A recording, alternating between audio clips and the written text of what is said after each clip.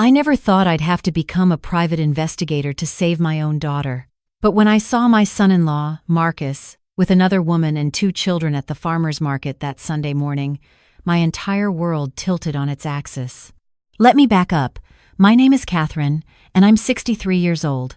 I spent 30 years as a high school guidance counselor before retiring 5 years ago. My daughter, Rebecca, is 34 now. She married Marcus Chen 7 years ago, and for the first few years, everything seemed perfect. He was a commercial real estate developer, charming, successful, always dressed impeccably. My husband David and I thought Rebecca had found her person, but about 8 months ago, things started changing. Rebecca started losing weight. Not the good kind where you're working out and feeling great. The kind where your cheekbones get too sharp and your clothes hang off your frame. She stopped coming to our Sunday dinners, always with an excuse. Too tired, too much work. Marcus needed her for something. When we did see her, she seemed anxious, jumpy, constantly checking her phone. I asked her about it one afternoon when I stopped by their beautiful colonial home in Westchester. She was in the kitchen, staring at a stack of bills, and I swear she looked like she'd been crying. "Honey, what's going on?" I sat down next to her at the granite island. She wiped her eyes quickly. "Nothing, Mom. Just stressed about money." "Money? But Marcus is doing so well, isn't he?" She laughed, but it was bitter. "That's what I thought too. Turns out we're in serious debt. The business has been struggling. We might have to sell the house." This didn't make sense. I'd seen Marcus just 2 weeks earlier, pulling up in a brand new Tesla. When I mentioned it, Rebecca got defensive. "That's a lease, Mom. For clients. It's complicated business stuff you wouldn't understand." She said it in a way that felt rehearsed, like she was repeating something Marcus had told her.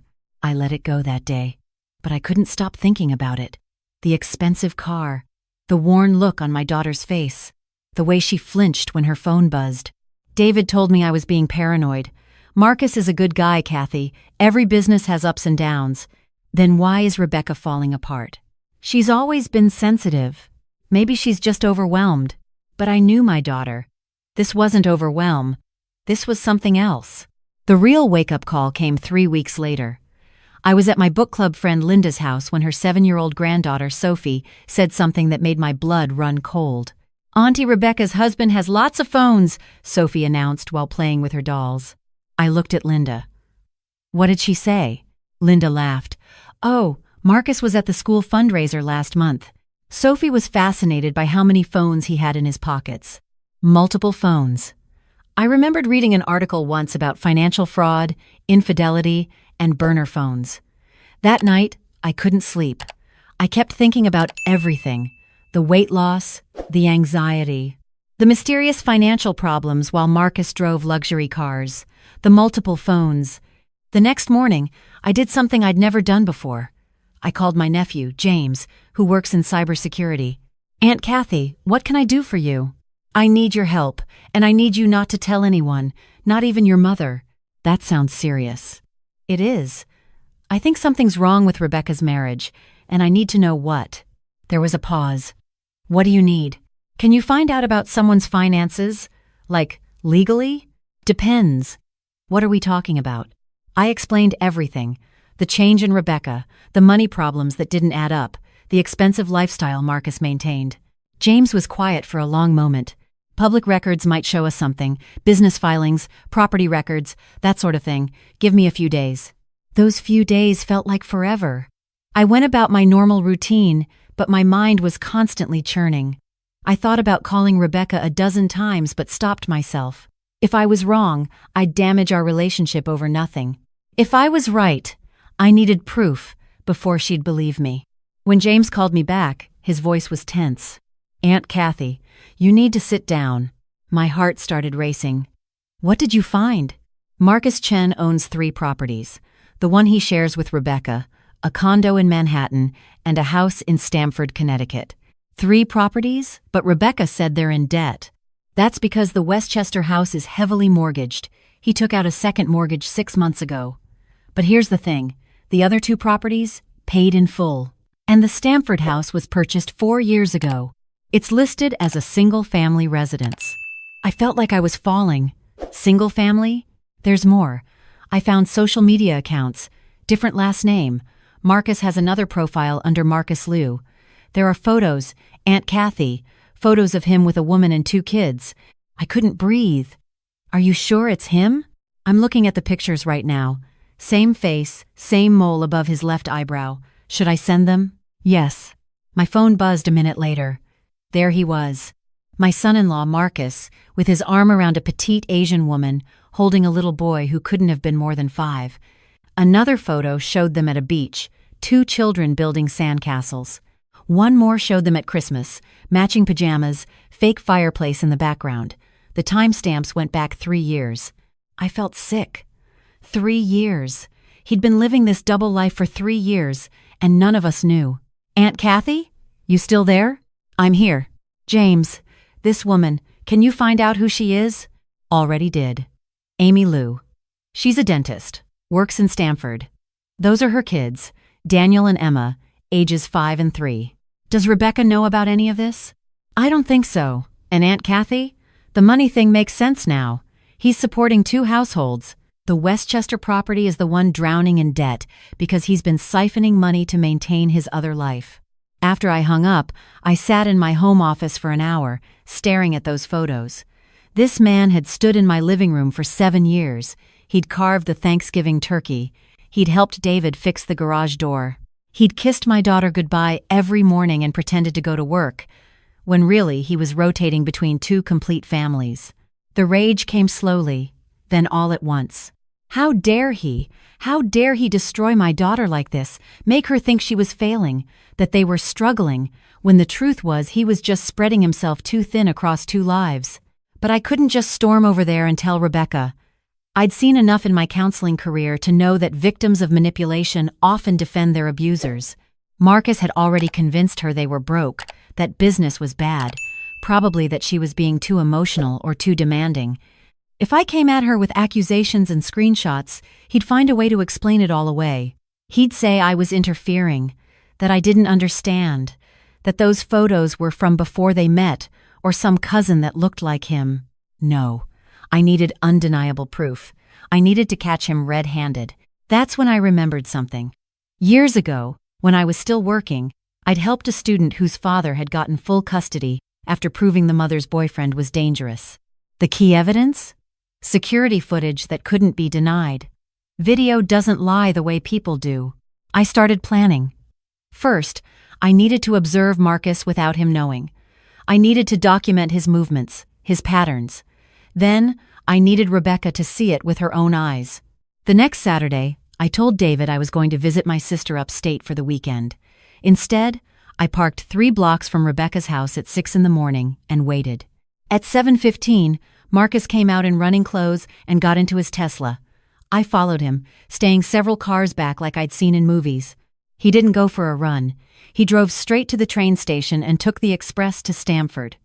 I was right behind him, wearing a baseball cap and sunglasses like some kind of amateur spy. It felt ridiculous, but I was committed now. In Stamford, he walked 4 blocks to a charming blue craftsman house with a white picket fence. A little boy was playing in the front yard with a golden retriever. Marcus scooped him up, spinning him around. The front door opened, and Amy came out in yoga pants and a sweatshirt, holding a coffee mug. Marcus kissed her. Not a peck. A real kiss. Then they all went inside together. I took photos of everything. The house number, the mailbox that said the Liu family. Marcus through the window, sitting at the breakfast table with all of them. My hands were shaking so hard I could barely hold my phone steady. I watched for 2 hours. They came out again, all 4 of them, and got into a Honda Odyssey parked in the driveway. I followed them to a soccer field where the older boy had a game. Marcus was the loud, proud dad on the sidelines. Amy handed out orange slices, and the little girl sat on Marcus's shoulders. They looked like a regular, happy family. Because they were. That was the horrible part. This wasn't some affair he was trying to hide. This was a whole other life. He wasn't sneaking around. He was living fully in both worlds, and Rebecca had no idea she was only getting half of a man. When they went home that afternoon, I drove back to Westchester, exhausted and furious. I had photos, but I needed more. I needed to understand the full scope of his deception. Over the next 2 weeks, I became someone I didn't recognize. I tracked Marcus's movements. I learned his patterns. Monday through Wednesday, he was the devoted husband in Westchester. Thursday through Saturday, he was the family man in Stamford. Sundays, he usually claimed he had work, which I now realized was his day to decompress and keep his stories straight. I discovered he had separate bank accounts, separate credit cards, even separate email addresses. James helped me find public records showing the business wasn't failing at all. Marcus had simply been transferring money into other accounts, bleeding the joint account he shared with Rebecca dry while telling her they were struggling. But still, I hesitated to tell her.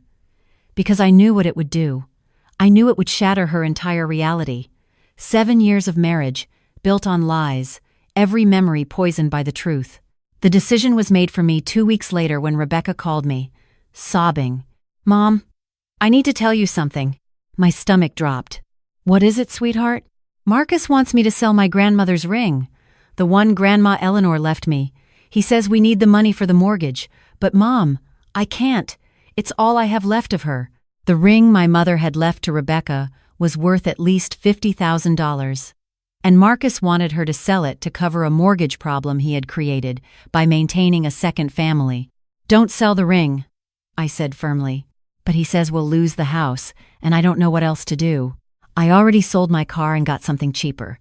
I stopped going to the gym, and I've been buying the store-brand groceries, but it's never enough. He says I'm not sacrificing enough, that I don't understand how bad things are." I closed my eyes. This was gaslighting, classic manipulation, making her feel guilty, making her feel like she was the problem when he was the one destroying their finances to fund his double life. "Rebecca, I need you to listen to me very carefully. I need you to trust me. Can you do that?" "Mom, what's going on?" "I'm going to send you something. I need you to look at it. And then I need you to know that your father and I are here for you, no matter what. You're scaring me." "I know, baby. But you need to see this." I sent her everything. The photos of Marcus with Amy and the kids. The property records showing the 3 houses. The bank account information James had found. The timeline of Marcus's week showing how he rotated between families. Then I waited. 5 minutes. 10. 15. My phone rang. "Mom." Her voice was hollow. "I'm so sorry, sweetheart. Is this real? Tell me this isn't real. I wish I could." She started sobbing. Deep, wrenching sobs that broke my heart. 7 years. We've been married for 7 years. How is this possible? "I don't know, honey. Those kids, they're older than our marriage would. He was with her first. I'm the other woman." I hadn't even thought of it that way. But she was right. The older child was 5. Marcus and Rebecca had been married for 7, which meant, what? He'd gotten Amy pregnant, married Rebecca, and just kept both lives going? "I need to confront him," Rebecca said, her voice hardening. "I need to look him in the face and ask him how he could do this." "No." I surprised myself with the firmness. "Not yet." "What do you mean, not yet?" I'm going to. "Rebecca, listen to me. I know you're angry. You should be angry. But if you confront him now, he'll have time to hide assets, move money, prepare. We need to be smart about this." "Smart?" "Mom, my entire marriage is a lie." "I know. And we're going to make sure he pays for it. But we need a lawyer first. We need to document everything properly. We need to protect you." "I don't care about protecting me. I want him out of my house tonight." "And he will be. But trust me on this. We do this right, or he'll find a way to make you the villain. Men like Marcus are good at that." She was quiet for a long moment. "What do I do?" "First, you don't tell him you know. I know that's hard, but it's important. Can you do that?" "I don't know if I can look at him." "You can. You're stronger than you think." "Second, call this lawyer." I gave her the name of the best divorce attorney in Westchester, someone Linda had recommended when another book club member went through a nasty split. "Tell her everything. She'll tell you what to do next." "What if he asks why I'm acting weird?" "Tell him you're stressed about money." That's what he expects to hear anyway. That night, Rebecca met with the lawyer, Patricia Hammond. Patricia was exactly what we needed: sharp, ruthless, and experienced with complex asset cases. She immediately put a forensic accountant on the case and started building a strategy. "This is actually good," Patricia told us at that first meeting. Rebecca, David, and I sat in her office, surrounded by law books and certificates. "Bigamy is illegal in New York. Even if they're not legally married, he's been committing fraud. We can prove he's been misappropriating marital assets. And with the timeline of the children, we can establish a pattern of deception that goes back to before your marriage." "What does that mean?" Rebecca asked. She looked exhausted, like she hadn't slept in days. She probably hadn't. "It means you're going to get everything. The house, whatever's left in the joint accounts, and a significant portion of his business assets. He's going to pay for what he's done, Rebecca. Literally." But Patricia also confirmed what I'd suspected. We needed more evidence. We needed proof that Marcus was actively lying about the finances, proof that he was moving money around, proof that would hold up in court. "Do you have access to his computer?" Patricia asked. Rebecca shook her head. "He keeps it password protected. His phone? Same." Patricia tapped her pen against her notepad. "We need to catch him in the act. Do you know when he's next going to Stamford?" "He's going Thursday," Rebecca said quietly. "He said he has a work trip to Connecticut." "Perfect. Here's what we're going to do." The plan was simple but risky. Rebecca would tell Marcus she had a work conference Thursday and Friday. She'd leave Thursday morning as usual. But instead of going to her conference, she'd go to Stamford. I would go with her. We'd document Marcus at his other house with his other family, and we'd record him if possible. "Is that legal?" David asked. He'd been quiet through most of the meeting, his face gray. "As long as you're in a public space or a space where you have permission to be, yes," Patricia said, "and Connecticut is a one-party consent state for recordings. If Rebecca is part of the conversation, she can record it." "I don't want to talk to him," Rebecca said quickly. "I can't." "You won't have to, not yet. We just need evidence for the court." The days leading up to Thursday were torture. Rebecca had to go home every night and pretend everything was normal. She had to sit across from Marcus at dinner and listen to him talk about his stressful day while knowing he was about to go live his other life. "I don't know how he does it," she told me on Wednesday night. We were at my house. She'd told Marcus she was having dinner with me, which was actually true for once. How does he keep it all straight? How does he remember which lies he's told to which person? "Sociopaths are good at compartmentalizing," David said darkly. "They don't feel guilt the way normal people do." "Do you think he ever loved me?" Rebecca asked, her voice small. "Oh, honey." I took her hand. "I don't know. But I know you deserve so much better than this." Thursday morning came. Rebecca left the house at 7, supposedly heading to her conference in Boston. I picked her up at the train station, and we drove to Stamford together. We parked across the street from the Blue Craftsman house and waited. At 8:30, the garage door opened. The Honda Odyssey backed out with Amy driving.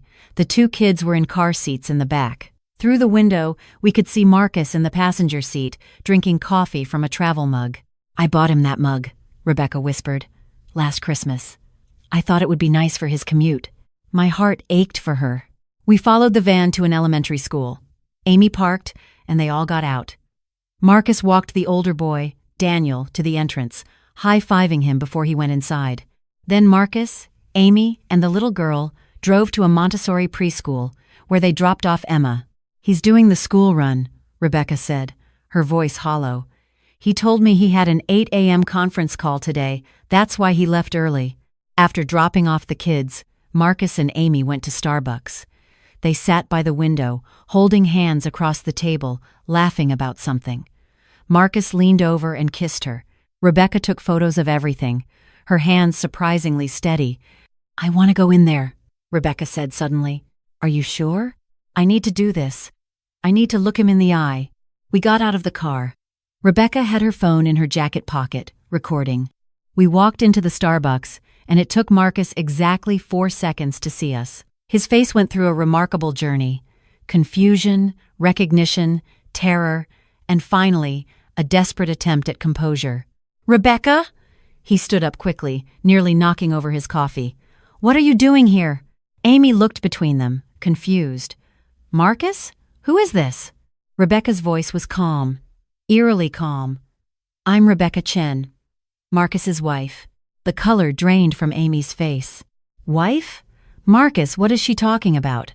This is crazy, Marcus stammered. Rebecca, you're supposed to be in Boston, and you're supposed to be on a conference call. Rebecca turned to Amy. How long have you been together? 6 years, Amy said slowly, understanding dawning in her eyes. We've been together for 6 years. We have 2 children together. We've been married for 7, Rebecca said.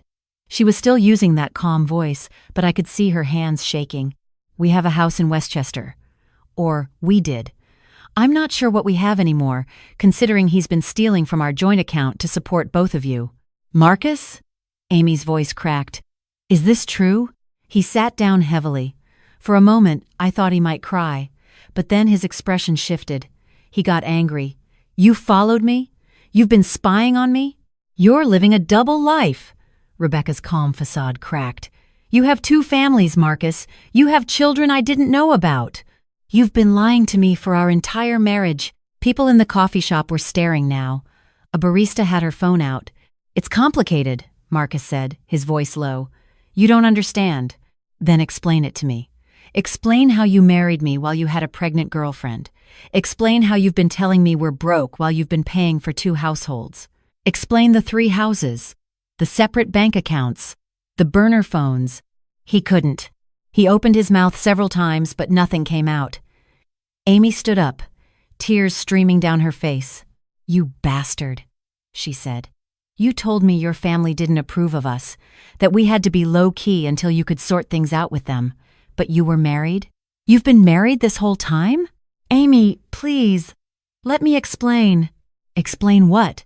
That you're a liar? That our entire relationship is a fraud? She grabbed her purse. I have to get my children from school. And when I do, you need to be gone from my house. Don't call me. Don't text me. I'll have my lawyer contact you about custody. She left, her shoulders shaking. Rebecca watched her go, and for a moment, I saw sympathy in my daughter's eyes. They were both victims of the same man. Rebecca turned back to Marcus. I want you out of my house by tonight. My lawyer will be in touch. Rebecca, wait. But she was already walking away. I followed her out to the car, where she finally broke down, sobbing so hard she could barely breathe. The next 3 months were brutal. The divorce was nasty. Marcus tried to claim that Rebecca had known about Amy, that it was an open relationship, that Rebecca was just bitter about the impending breakup. His lawyer painted her as vindictive and unstable. But we had evidence. We had the recordings, the photos, the financial records showing he'd hidden assets and misappropriated funds. We had testimony from James about the separate properties. We even had Amy, who once she got over the initial shock, was willing to testify that Marcus had told her he wasn't married. The judge was not sympathetic to Marcus. Mr. Chen, Judge Morrison said at the final hearing, you have engaged in a pattern of deception that goes beyond simple infidelity. You have committed financial fraud against your spouse, you have misrepresented yourself to multiple parties, and you have shown a callous disregard for the emotional well-being of everyone involved, including your own children. Marcus got nothing. Rebecca got the Westchester house, free and clear. She got half of his business assets, and Marcus had to pay her substantial alimony for the emotional distress and financial fraud. Amy sued him too, for fraud and emotional distress. Last I heard, she was engaged to a nice orthodontist, and her kids were doing well. As for Rebecca, it took time, a lot of time. She sold the Westchester house because there were too many memories and bought a beautiful condo in the city. She went to therapy, worked through the betrayal, and slowly rebuilt herself. 1 year after the divorce was finalized, she came to Sunday dinner again. It was the first time in months she'd looked genuinely happy. I met someone, she announced over pot roast. David nearly choked on his wine. Already? She laughed. It's been a year, Dad. And he's nice, really nice. He's a teacher, divorced, no secret families. How can you be sure? I asked, only half joking. I checked. She grinned. Background check, social media audit, the works. I'm not taking chances anymore. But Mom, I wanted to thank you. For what? For not giving up. For trusting your instincts. If you hadn't followed him that day, I might still be in that house, selling my jewelry and wondering why I was never enough. I reached across the table and squeezed her hand. You were always enough. He was the one who was lacking. I know that now. And I know that because you showed me. You didn't let me stay blind. You loved me enough to show me the truth, even though it hurt. That night, after Rebecca left, David and I sat on the back porch with our decaf. You know what's scary? He said. What? How good he was at it. Marcus lived that double life for years, and no one knew if you hadn't trusted your gut, but I did. That's my point. You did. And you saved our daughter. I thought about that. About the moment I'd seen Marcus at the farmer's market. About the decision to follow him instead of just talking to Rebecca. About every choice that led to exposing the truth. I almost didn't, I admitted. I almost convinced myself I was being paranoid. That it was none of my business. That Rebecca was an adult and could handle her own life. But you didn't. No. Because she's my daughter. And when you love someone, you don't let them suffer just because it's uncomfortable to intervene. David raised his coffee mug. To uncomfortable interventions. I clinked mine against his. To uncomfortable interventions. 6 months later, Rebecca got engaged to Thomas, the teacher. He was exactly what she needed. Steady, honest, transparent about everything. At their wedding, she asked me to say a few words during the reception. I stood up, looking at my daughter in her beautiful dress, her face glowing with genuine happiness this time, and I said, Rebecca asked me what advice I have for marriage, and I thought about it. I thought about trust and honesty and commitment. But what I keep coming back to is this. Trust yourself. Trust your instincts. If something feels wrong, it probably is. Don't let anyone convince you that you're being paranoid or emotional or difficult. You know what you know. And if you're lucky enough to have people who love you, people who will fight for you even when you can't fight for yourself, let them. That's what family does. We don't give up. We don't look away. We show up, even when it's hard, even when the truth is painful, because love isn't just about the good times. It's about being there when everything falls apart and saying, I've got you. Rebecca was crying. Half the room was crying. Even David had to wipe his eyes. After the wedding, an older woman came up to me. She introduced herself as Thomas's aunt. That speech, she said, that really resonated with me. I wish I'd had someone like you when I was younger. I stayed in a bad marriage for 15 years because I thought I was supposed to make it work, no matter what. I'm sorry, I said. Don't be. I'm out now, and I'm happy. But your daughter is lucky. She's got a good mother. As I drove home that night, I thought about Marcus, about Amy, about all the people who get caught up in someone else's lies. I thought about how easy it is to miss the signs when you love someone, when you want to believe the best. But mostly I thought about Rebecca, about the strength it took to face the truth and rebuild, about the courage it takes to trust again after betrayal. And I thought about the choice I'd made that morning at the farmer's market, to follow, to investigate, to refuse to look away. Sometimes love means comfort and support. Sometimes it means giving space and trusting someone to figure things out. But sometimes, love means putting on a baseball cap and sunglasses and following your son-in-law to Connecticut because you know deep in your bones that something is very, very wrong. And when you know, you don't ignore it. You don't convince yourself you're overreacting. You don't worry about being too involved or too suspicious. You act, you protect, you fight, because that's what mothers do.